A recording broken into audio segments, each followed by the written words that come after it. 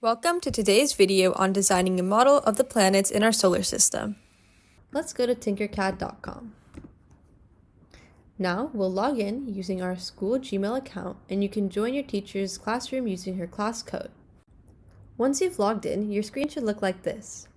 Click the Create button and select 3D Design to begin designing your project. Before we start designing, check the settings in the lower right-hand corner.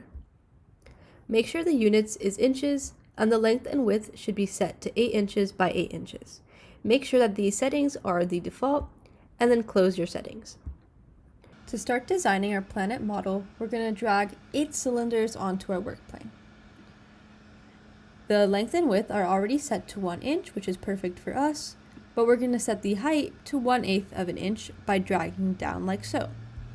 Then, to make it easier for us, I'm going to click my cylinder and use Control or Command depending on your computer, and then I'm going to click C and V to copy and paste 8 times.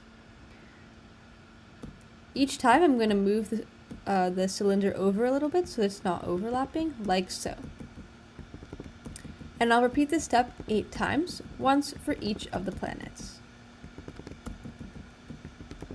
Alright, perfect. Next, I'm going to drag the scribble component onto my work plane. I'm going to roughly align it with the top of my cylinder, like so, and I automatically am taken to this screen where I can design how I want my design to look. For the first planet, for Mercury, I'm going to create a wavy pattern, something like this. So roughly I'm going to imagine the circular shape while I create my design, so that once I click Done, I can reshape the component and it fits approximately within the circle. Like so. Then I'm going to set the height of this component to 0.05 inches, like so. I'm going to make sure it's a little bit larger so that it, ensuring that I'm on the scribble component, not on the cylinder like I just was. I'm going to expand my component slightly so that it covers the entire base of the cylinder. Alright, next I'm going to select the scribble component one more time, and I'm going to set it to the whole fill so that it's hollow, and I'm going to drag down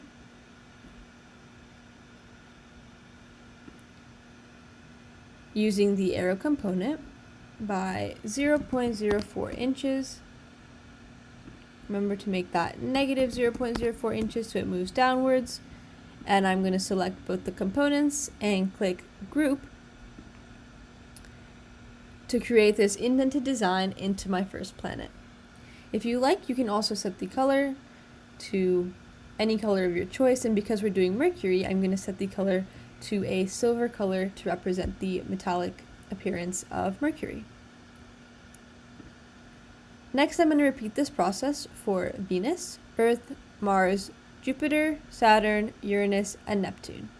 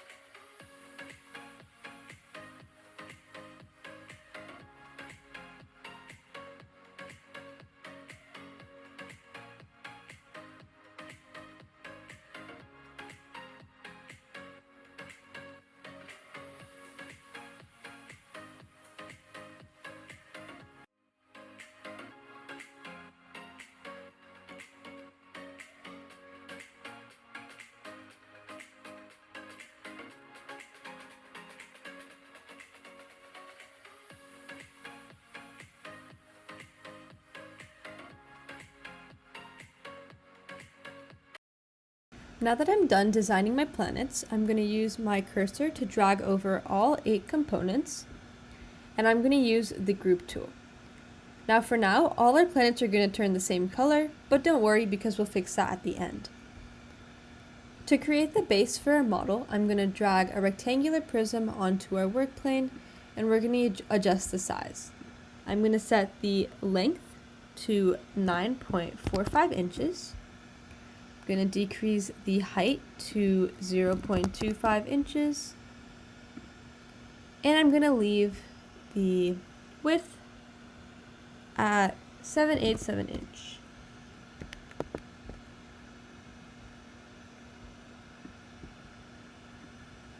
Next, I'm going to use the 8 planets. I'm going to use this rotation tool on the side, and I'm going to drag the planets so that they're 90 degrees. This will make them perpendicular to our base, and so now we can click the planets and the base and use this align tool to horizontally and vertically align them. Next, to adjust the height, I'm going to click on the planet and drag it up so that the base is just slightly overlapping with the planets, and so that when we print our model, everything is printed as one component. You can switch the viewpoint to ensure that the base is slightly overlapping with your planets, and once you're happy with that, you can click off and select both the components, group them, and now we're ready for the next step.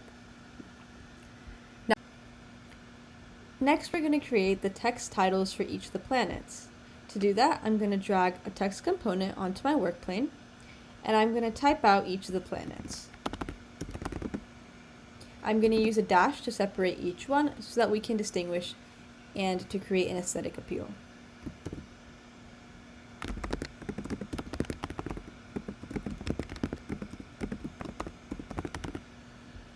Now after Jupiter, if we try to type in Saturn, you'll notice that the text does not appear because we've met the max capacity of our text box.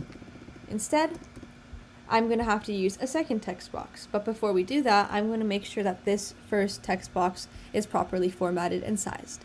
So to do that, I'm going to change the length and width of my text component. I'll zoom in so I can get a better view, and I'll also adjust the height to 0.25 inches and the length to approximately 4 or 5 inches with a height of around 0.25 inches. Something like this. You can be a little bit flexible with this step, but you want to have roughly an appearance like so that all the letters can fit on our base. I'm going to choose to downsize a little bit and set my height to 0.15 inches, and I think I like that better. So now I'm going to take this text box, I'm going to use Command or Control C and then V, depending on your computer, to make a copy of this text box. I made a copy so that we can save all the formatting that we just did, and then I'm going to change the text to Saturn, Uranus, and Neptune for the last 3 planets that we want to name. And I'm going to drag this component so that it's side by side with the first text box. Then I'm going to use my cursor to select both the text boxes, and I'm going to group them. Alright, finally I'm going to click on the planet and the text box components. I'm going to use the align tool one more time, and I'm going to align them vertically and like so.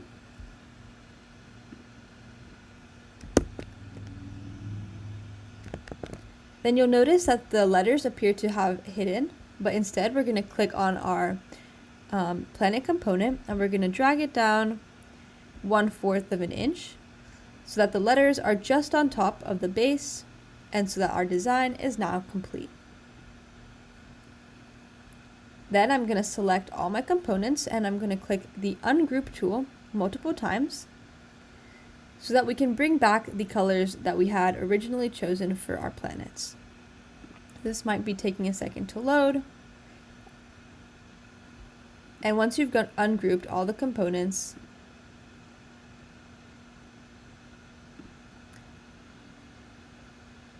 you should be able to see the colors of your planets that you had originally chosen. Now you can continue to customize your design. In my case, I think I would like the text to be slightly more spread out, so I'm going to go ahead and make that change. And you can do the same. You can change the color and the sizes, and feel free to get a little bit creative with your design. And once you've done that, you should have a completed design of all 8 planets of our solar system. Thanks for watching, and I'll catch you in the next one.